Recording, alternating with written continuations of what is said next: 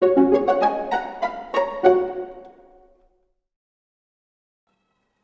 pagi dan salam sejahtera buat kita semua. Kita bersyukur hari ini ada kesempatan untuk mengikuti chapel lagi. Dan sebelum kita membaca juga merenungkan firman, saya mengajak kita berdoa terlebih dahulu. Mari kita berdoa. Bapa di surga, terima kasih untuk hari baru yang Kau berikan kepada setiap kami. Dan saat ini kami bersama-sama rindu sekali lagi membaca, merenungkan firman. Kami rindu firman-Mu berbicara kepada setiap kami, dan firman-Mu yang menjadi panduan bagi kami di dalam menjalani kehidupan kami.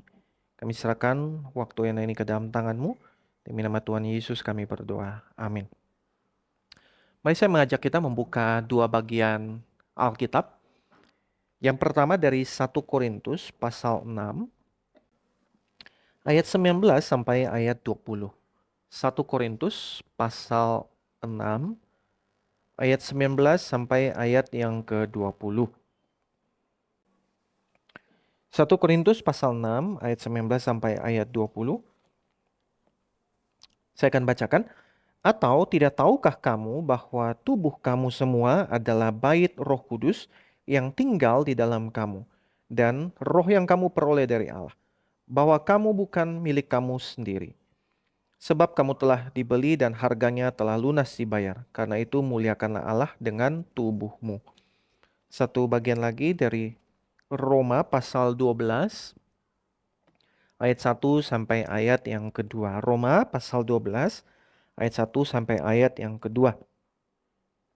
Karena itu saudara-saudara, oleh kemurahan Allah aku menasihatkan kamu supaya kamu mempersembahkan tubuhmu sebagai persembahan yang hidup, yang kudus dan yang berkenan kepada Allah.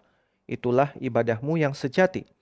Janganlah menjadi serupa dengan dunia ini, tetapi berubahlah oleh pembaruan budimu, sehingga kamu dapat membedakan mana kehendak Allah, apa yang baik, yang berkenan kepadanya, dan sempurna. Demikian firman Tuhan yang tidak bersalah dan yang tidak akan pernah memimpin kita kepada kesalahan. Teman-teman sekalian, waktu saya membaca kisah Allah menciptakan dunia, saya sudah sering baca bagian itu, tapi waktu saya baca lagi ada satu hal yang menarik buat saya, yaitu perintah Tuhan yang pertama buat manusia yang baru diciptakan. Nah, apa yang menjadi perintah Tuhan buat manusia yang baru saja diciptakan itu? Menariknya perintah Tuhan bukanlah sembahlah aku atau berdoalah kepadaku atau eh, perbanyak untuk beribadah. Tidak. Ternyata perintah Tuhan yang pertama di dalam Kejadian 1 itu beranak cuculah dan bertambah banyaklah. Bahkan setelah itu Tuhan bilang, lihatlah aku memberikan kepadamu segala tumbuh-tumbuhan yang berbiji itu, itulah yang akan menjadi makananmu. Jadi kata-kata atau pesan pertama yang harusnya paling penting buat manusia yang baru diciptain, baru dijadiin itu justru adalah soal beranak cucu sama buat soal makanan, soal makan minum. Kadangkala di dalam kehidupan kita suka membuat perbedaan antara yang rohani dengan yang jasmani. Nah, kalau ibadah, berdoa, pelayanan, sama memuji Tuhan, wah itu hal yang rohani, itu yang menyenangkan Tuhan. Tapi kalau makan, minum, istirahat, tidur, itu hal-hal yang sifatnya jasmani, sifatnya itu badaniah. Nah, bukan bagian daripada ibadah. Dan lebih penting yang rohani sama yang jasmani. Nah, kita sering membuat perbedaan yang seperti itu. Tetapi itu tidak benar. Ternyata perintah Tuhan yang pertama itu untuk manusia yang diciptakan ada beranak cuculah, bertambah banyaklah. Lihatlah aku memberikan padamu tumbuh-tumbuhan berbiji untuk kamu makan. Ternyata itu hal-hal yang dilakukan lewat tubuh fisik kita secara jasmaniah. Dan perintah Tuhan bukan soal bikin gereja, bukan buat paduan suara, bukan perbanyak berdoa dan segala macam, tapi justru mengurusi soal makan dan berkembang biak. Hal-hal yang dilakukan lewat body, lewat tubuh ini. Dan itu berarti di dalam rancangan Tuhan, rencana Tuhan, yang namanya makan, berkembang biak, atau segala sesuatu yang dikerjakan lewat tubuh ini, ya, aktivitas-aktivitas badani yang paling basic itu bisa menjadi satu ekspresi ketaatan dan juga bisa menjadi upaya untuk memuliakan Dia. Dan itu yang sama-sama akan kita pelajari pada hari ini. Honoring God with our bodies. Memuliakan atau menghormati Allah dengan atau melalui tubuh kita ini. Nah, pada hari ini saya mau mengajak kita bersama belajar 3 kebenaran penting mengenai tubuh kita ini. Ya, nah supaya gampang diingat, itu pakai istilah 3O dalam bahasa Inggris. Nah, yang pertama yaitu kata owned. Owned. Kebenaran yang pertama yaitu tubuh kita ini adalah milik Allah. Tubuh kita ini adalah punyanya Allah. Nah, tadi di dalam 1 Korintus pasal 6 ayat 19 sampai 20 dikatakan seperti ini. Atau tidak tahukah kamu bahwa tubuh kamu semua adalah bait Roh Kudus yang tinggal di dalam kamu, roh yang kamu peroleh dari Allah, dan bahwa kamu bukan milik kamu sendiri.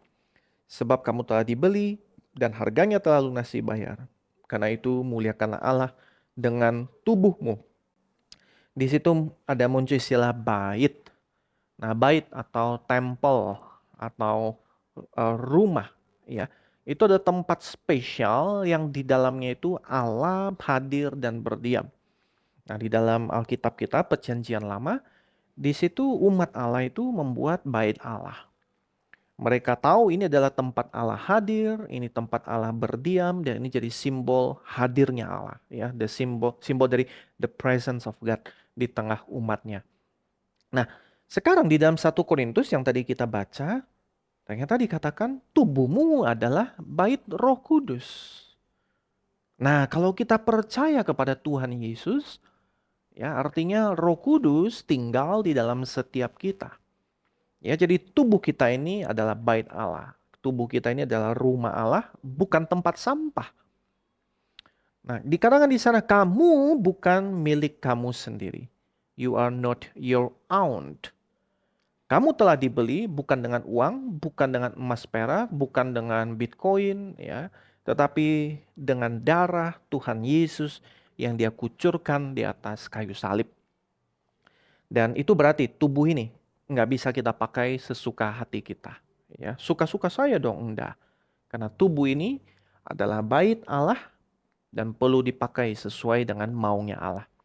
Nah, teman-teman sekalian, ketika kalian di dalam kelas masing-masing, saya percaya kalian punya meja masing-masing. Bahkan di meja itu ada ditulisin nama kalian. Ya, atau ya ditempelin atau dicantumin nama kalian supaya kalian duduk di situ. Nah, lalu bolehkah meja itu kemudian dipakai secara sembarangan atau sesuka kalian? Misalnya dicoret-coret atau dikasih tempelan-tempelan sesuka kalian. Ya tentu tidak boleh.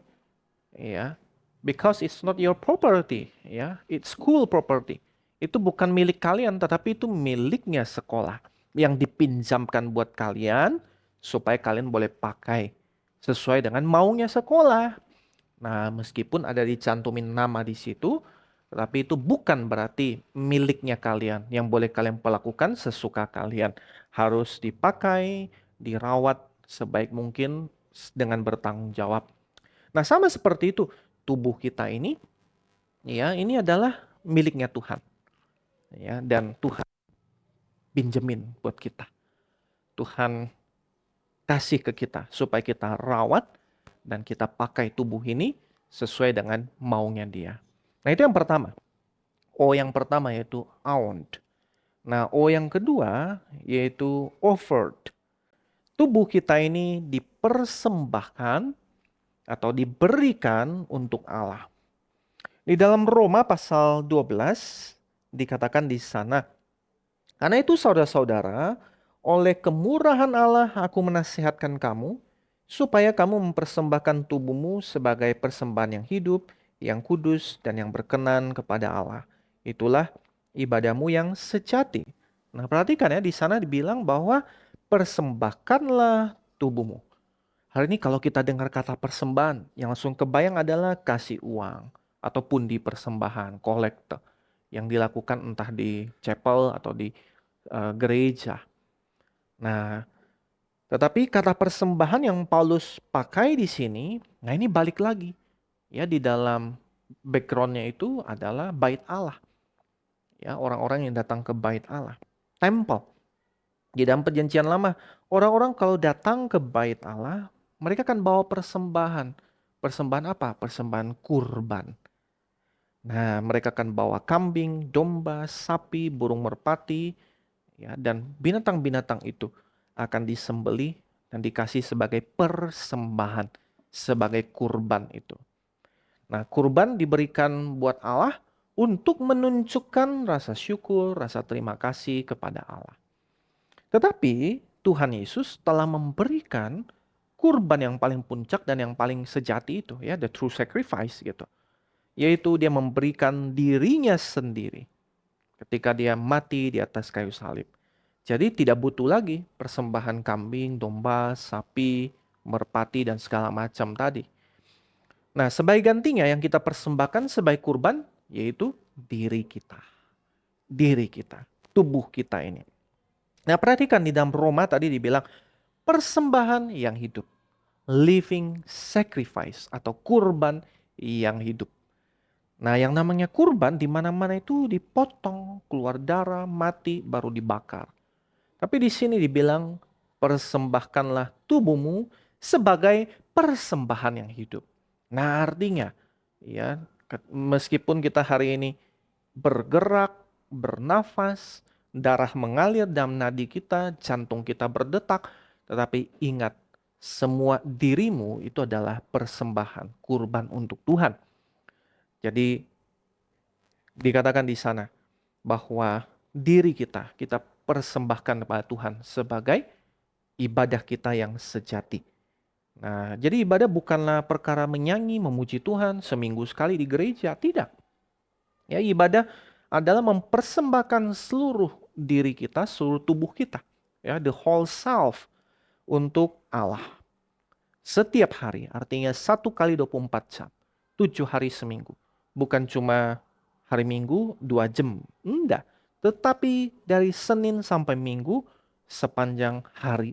Semuanya itu menjadi satu living sacrifice, persembahan yang hidup yang dikasih buat Tuhan. Maka kita perhatikan, ya, itu termasuk bagaimana memakai mulut kita, mata kita, uh, telinga kita, hati kita, otak kita, tangan kita, kaki kita. Tangan dipakai untuk melayani, bukan untuk menjahati. Ya, mulut dipakai untuk mengatakan kebenaran, bukan menyebarkan kebohongan atau fitnah. Ya, kaki atau tangan dipakai untuk melayani. Mata dipakai untuk melihat hal-hal yang suci dan kudus, bukan menatap hal-hal yang kotor dan najis. Nah, jadi ini membawa kita pada poin yang ketiga. Kalau tadi O pertama, aunt, O yang kedua, offered. Nah, O yang ketiga yaitu obey. Tubuh kita ini dipakai untuk menaati Allah.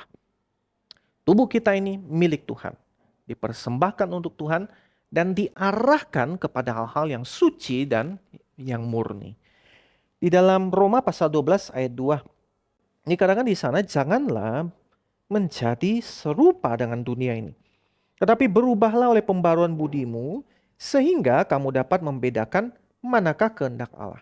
Apa yang baik, yang berkenan kepadanya, dan yang sempurna. Saya yakin teman-teman pernah main dengan yang namanya slime. Atau mungkin masih sering bermain dengan slime itu ya, slime itu. Nah, slime itu karena bentuknya seperti jelly, dia nggak berbentuk, bisa diremas gitu ya. Dia cair tapi juga bukan yang gimana ya. Nah, jadi dia kalau ditaruh di dalam kotak, maka bentuknya jadi kotak. Kalau ditaruh di dalam botol, bentuknya jadi botol. Kalau ditaruh di dalam piring, udah bentuknya jadi piring. Kalau ditaruh di tempat yang segitiga, ya sudah bentuknya jadi segitiga. Nah, itu slime. Dia karena berbentuk seperti itu, maka mau ditaruh di mana, dia menyesuaikan dengan wadahnya. Nah, seringkali kita sebagai anak-anak Tuhan itu jadi kayak slime. Di tengah orang-orang yang ngomongnya jorok-jorok, kita juga jadi ikut ngomong yang kotor dan jorok.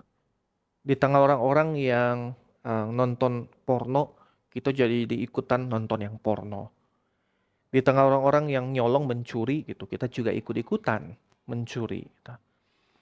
Di tengah orang yang judi, kita juga jadi ikut-ikutan untuk judi. Di tengah orang-orang yang mabuk, kita malah ikut-ikutan juga jadi mabuk. Nah itu orang Kristen slime gitu. Nggak punya bentuk gitu. Nggak punya pendirian. Dia berubah-berubah seperti slime, seperti bunglon. Tetapi firman Tuhan bilang di sini, janganlah menjadi serupa dunia ini. Hidup kita ini telah ditebus oleh Tuhan, telah dibeli oleh Tuhan. Nah, jadi harusnya bukan kayak slime yang nggak berbentuk berubah-berubah sesuai dengan wadah dunia ini. Tidak. Tapi hidup kita harusnya itu berbentuk salib. Cruciform life. Satu kehidupan yang berbentuk salib. Kemanapun kita pergi, apapun yang kita kerjakan, apapun yang kita katakan, di rumah, di sekolah, di gereja, di lapangan bola, di mana saja, semuanya itu harusnya bentuk saya tetap salib. Karena saya tadi tebus, saya telah menjadi miliknya Tuhan. Nah sekarang ada dua hal praktis yang saya mau ajak kita sama-sama coba pikirkan. Ya. Nah ini semua berkaitan dengan tubuh ini, dengan body. Nah yang pertama misalnya ya, ketika uh, seandainya ya teman-teman semua diajak sama ada teman-teman yang lain untuk kemudian ngerokok atau nge-vape atau nonton bokep atau mungkin bahkan sampai memakai narkoba misalnya. Nah ini bisa jadi godaan buat anak-anak cowok. Ada juga sih ya anak-anak perempuan yang seperti itu tapi lebih sedikit gitu, lebih jarang. Nah biasanya mungkin teman bilang, ayolah coba sekali aja. Nanti kamu kalau misalnya sudah coba pasti enak kok gitu. Ini oke kok nggak apa-apa gitu. Bikin kamu tenang, adem gitu. Ya ini oke loh gitu. Nah kan dibujuk gitu ya biasanya. Karena berusaha untuk membentuk kita, mengarahkan kita supaya melakukan hal-hal demikian. Tapi ini sebenarnya ya yang tadi ya semua ditawarkan itu sebenarnya merusak tubuh kita ini. Ya, merusak otak kita. Gambar-gambar cabul itu akan menodai otak kita. Asap yang masuk ke dalam tubuh kita itu merusak paru-paru kita, pernafasan kita. Ya, obat yang masuk ke darah kita juga meracuni kita sebenarnya. Dan bahkan semua itu bisa membuat kita pada akhirnya jadi kecanduan, ya, jadi teradiksi gitu. Nah, jadi bagaimana kalau seandainya kamu diajak atau ditawarkan hal-hal yang seperti itu? Nah, yang pertama tentu saja harus langsung bilang enggak gitu. Jangan jadi slime gitu. Ya toh, ya, si teman ini ajak ini, kita ikut. Teman yang ini ajak yang ini, kita juga ikut. Ya jadi jangan jadi slime, langsung punya pendirian dan berani bilang tidak, no gitu. Kemudian yang kedua kita cari teman yang baik ya. Ingat, teman yang baik tidak akan pernah menawarkan racun buat kita. Teman yang baik tidak pernah meracuni kita. Nah, itu yang pertama ya. Misalnya yang kedua ya, contoh yang lain. Ya, hal yang berkaitan dengan tubuh juga. Ya, di dalam hal bersosial media. Nah, kalau tadi yang pertama mungkin godaan buat anak-anak cowok, ini mungkin godaan buat anak-anak cewek begitu. Ya, mayoritas gitu. Hari ini kita tinggal dalam dunia yang bilang, lakukan apa yang baik menurut kamu. Ya, do what feels good for you. It's okay gitu. Ini kan tubuh kamu, suka-suka kamu lah pelakukan kayak gimana. Ya, jadi ya terserah kamu mau bikin apa dengan tubuh kamu gitu. Nah, kemudian yang terjadi akhirnya orang-orang itu posting sebebas-bebasnya. Ya, yang posting ya di medsos itu yang cowok maki-maki gitu. Ya, dan ngomong-ngomong yang kasar gitu atau yang jorok. Atau yang cewek misalnya posting dengan pakaian yang minim ya dengan pose-pose yang seksi misalnya. Nah, ingat ya, kita jangan jadi slime tapi miliki cruciform life, satu kehidupan yang berbentuk salib itu. Satu hal yang membantu ya waktu kita mau posting segala macam tadi, coba pikirkan deh. Seandainya di antara daftar followers kamu itu ternyata ada nama Jesus Christ. Ternyata Tuhan Yesus adalah salah satu dari followersmu. Dan kamu tahu dia akan melihat storymu atau postinganmu. Menurut kamu kira-kira kalau Tuhan Yesus lihat itu oke nggak ya gitu. Nah itu satu pertanyaan buat kita gitu. Kalau Yesus Kristus adalah salah satu followers kita ya di dalam medsos kita akan posting nggak video itu atau story itu atau reels itu atau apapun itu. Jadi beberapa hal yang praktis ya. Yang pertama, ya guard your eyes, jaga matamu. Jangan melihat atau menatap hal-hal yang tidak menghormati Allah. Yang kedua, ya guard your phone, jaga HP-mu. Perhatikan apa yang kamu klik gitu. Karena sekali salah klik itu bisa menjerat kita selamanya. Jadi pakai handphone itu sebagai hamba, sebagai budaknya kita. Jangan kita yang jadi budak daripada HP kita. Ketiga, guard your heart, jagalah hatimu. Ya, kadang kita bisa jadi anxious, jadi rasa khawatir, nggak tenang. Aduh, apa kata dia ya? Aduh, apa kata orang? Apa kata temen gitu. Jadi yang selalu kita pikirkan adalah kata sini, kata si itu. Kita jadi haus pujian, akhirnya berusaha mencari pujian, penerimaan itu dengan cara yang keliru, ikut-ikutan tadi, jadi slime. Ya, atau berusaha ngejar like dan tambah followers. Akhirnya dengan cara yang nggak tepat atau salah tadi. Ya. Nah, kita perlu ingat bahwa yang terpenting bukan apa kata orang, tapi apa kata Tuhan tentang kita. Nah, yang terakhir, guard your friendship gitu, jaga pertemanan. Jadi prinsipnya waktu kita follow seseorang ya, ikut seseorang, ini orang akan bawa saya makin dekat Tuhan atau makin jauh dari Tuhan. Ya. Nah, jadi ingat ya, ada 3 O kebenaran mengenai tubuh kita. Ya, yang pertama tubuh kita itu owned by God, dimiliki oleh Allah. Tubuh kita bukan milik kita sendiri, tapi ini adalah milik Allah. Ini adalah bait Roh Kudus, bait Allah, rumahnya Allah. Yang kedua, offered to God. Ini tubuh telah dipersembahkan, telah diberikan, telah